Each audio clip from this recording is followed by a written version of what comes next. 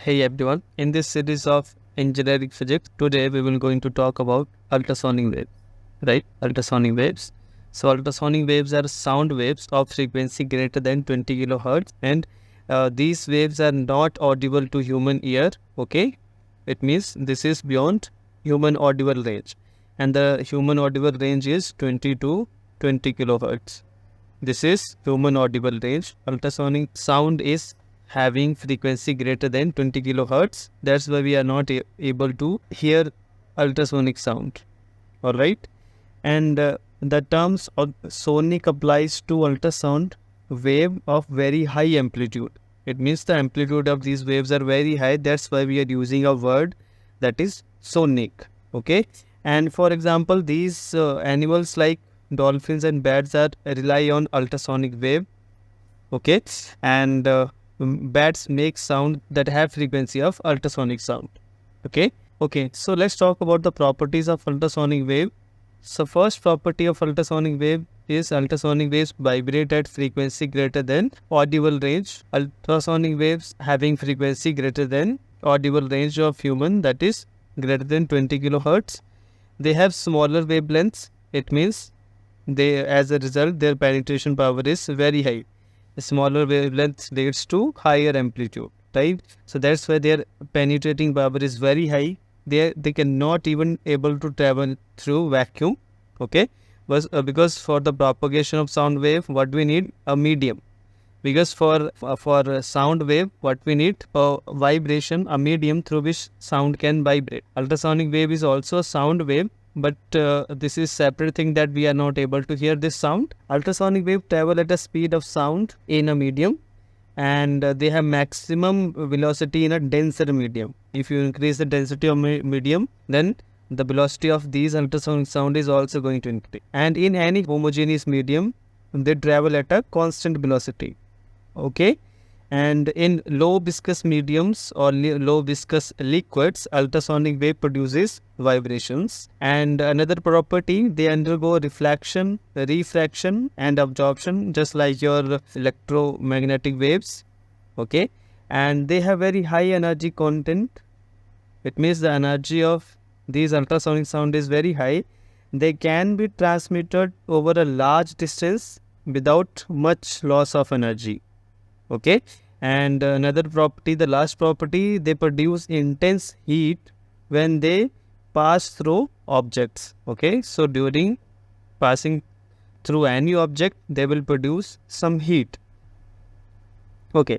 So next part of our lecture is about methods to produce ultrasonic sound. And first method that we will talk about is piezoelectric methods to produce ultrasonic sound. Piezoelectric method. So to discuss about piezoelectric methods for the production of ultrasonic sound, we should know about what is piezoelectric effect. So piezoelectric effect can be defined as when a mechanical stress is applied to piezoelectric crystals like your quartz crystal, a potential difference is developed across the crystal. Okay, so the potential difference is developed across the crystal. For example, if this is our any quartz crystal and we are going to apply a stress from this side to this crystal, mechanical stress is applied to this crystal, there is a separation of charges. The positive and negative charges are going to separate, and due to the separation of charges, the potential difference is developed across the crystal. This phenomenon is called piezoelectric effect. But to produce ultrasonic sound, what we need? Inverse piezoelectric effect. That's why we are also going to mention inverse piezoelectric effect. So as we have discussed in piezoelectric effect, that when mechanical stress is applied to any crystal, the potential difference is generated. But in inverse piezoelectric effect, what we are going to apply?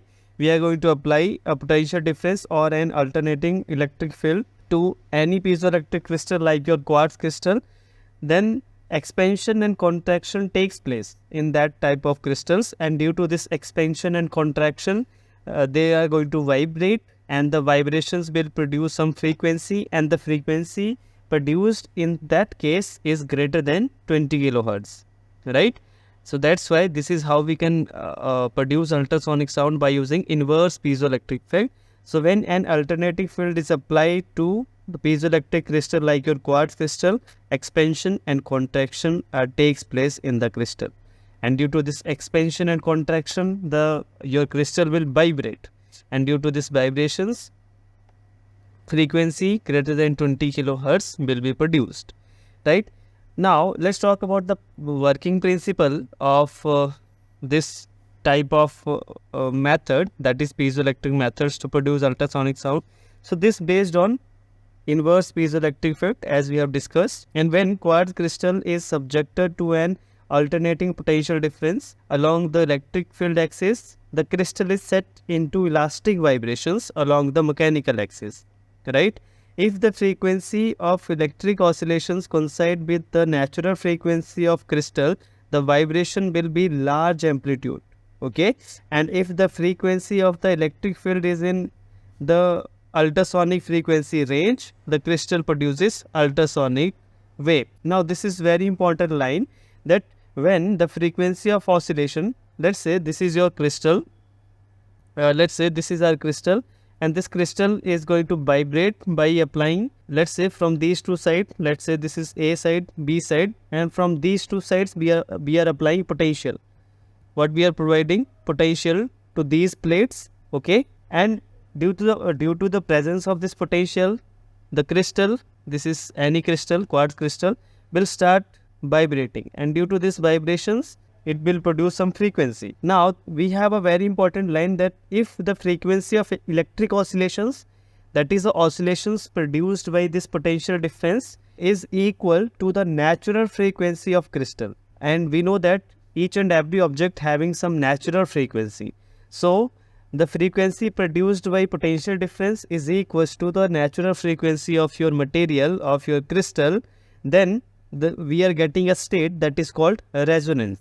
Okay, so there is a condition of resonance. We got a resonance state, and at this state the maxima will be observed and the frequency having maximum amplitude will be produced. So to understand the complete working, we have attached this piezoelectric crystal, or we are having a complete working model or electronic circuit for piezoelectric method. Okay, so here we will start with this transistor.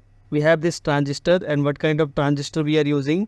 We are using NPN transistor with common base. Okay, so this transistor is connected to L1 and L2, and there is a formation of tank circuit with the combination of capacitor. Okay, so why we are using such kind of electronic setup? What we need to control is the frequencies, that is the potential at A and B we need to control. If we are able to control the potential at A and B point, ultimately we are able to control the frequency produced by this quartz crystal, because we have studied a condition that when frequency of electric oscillations coincide with the natural frequency of crystal, it means how much electric oscillations we need when the electric oscillations produced by this potential A and B, these two plates A and B, is equals to the natural frequency of your quartz crystal, the maxima will be observed. It means we need a circuit that can control the oscillations, that can control the electric field at A and B. So that's why we are using this transistor. With the help of this tank circuit, we can control the oscillation. Okay? So I'm going to define the components that we have used in this electronic circuit. So circuit diagram is shown here, right? It is a base turned oscillator circuit. A slice of quartz crystal is placed between two plates A and B, as we have mentioned here. This is A and this is B. Okay, so as to form a parallel plate capacitor, now these A and B plates will work as a parallel plate capacitor, and the crystal within these two will work as a dielectric medium. Okay, so this is coupled to an electronic oscillator through the primary coil L3, right? And coils L2, L1 of oscillator circuit are taken to be secondary coils of the transformer. Okay, so the collector coils L2 is inductively coupled, that is this L2. This L2 coil is inductively coupled to the base of coil L1, and the coil L1 and variable capacitor C1 form a tank circuit of oscillator. So there is a formation of tank circuit, right, with the combination of variable capacitor and inductor. Okay, so let's talk about the working of this type of circuit. When we connect the battery or the battery is switched on, the oscillator produces high frequency oscillations.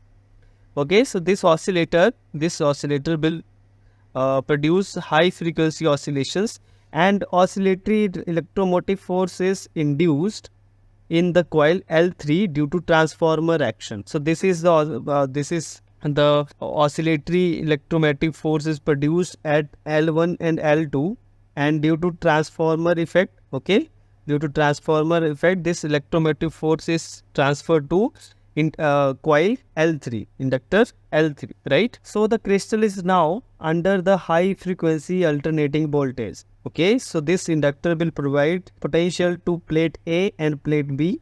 That's why we are able to say that the crystal is now under high frequency alternating potential. Okay, so the capacitance of C1, is varied so that the frequency of oscillations produced in the resonance with the natural frequency of crystal. This is very, very important line, that frequency of oscillations produced in the resonance with the natural frequency of crystal. So that's why we are using here variable capacitor. There is a variation in this capacitor, okay, and that much frequency we need till we are getting a resonance condition. And what is the resonance condition?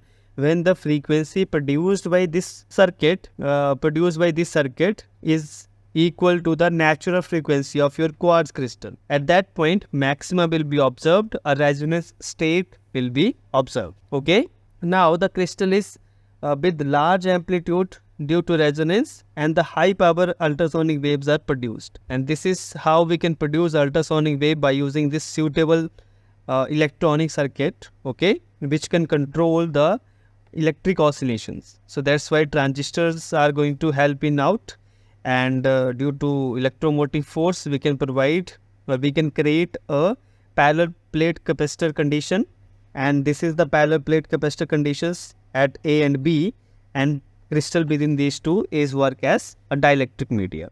Okay, now what is the condition of resonance? Let's talk about it. So condition for resonance is that when the frequency of oscillatory circuit is equal to the frequency of vibrating crystal, as we have discussed in the previous slide, right? So frequency of oscillatory circuit can be written as F is equals to 1 upon 2 pi L1 C1, that is the combination of this electronic circuit, this one, right? This will produce oscillations. So we can find out frequency produced by this electronic circuit is F is equals to 1 upon 2 pi L1 C1 under root, which is equals to what is the frequency of vibrating crystal, what is the natural frequency of crystal. So we can find out natural frequency by using this equation, using this formula, that K divided by 2L under root gamma over rho, where L is the length of your rod, gamma is Young's modulus, rho is the density of material used, and K is any integer constant or fundamental constant, right? So by using this condition we can find out the resonance state, and the state may be different for different type of material, because what we are dealing with the density as well as Young's modulus, and these two things are different for all the materials. And third property in which this frequency will depend is length. So these three properties will going to change for different type of material, and according to that the frequency of oscillations are also going to change, and according to that we need to set the oscillations produced by the circuit. Alright, so this is all about the ultrasonic sound and methods to produce ultrasonic sound, that is piezoelectric method. Thanks for watching this video, and if you found this video helpful you can comment below, or if you have another suggestion you can also comment below. Thanks for watching. I'll see you in the next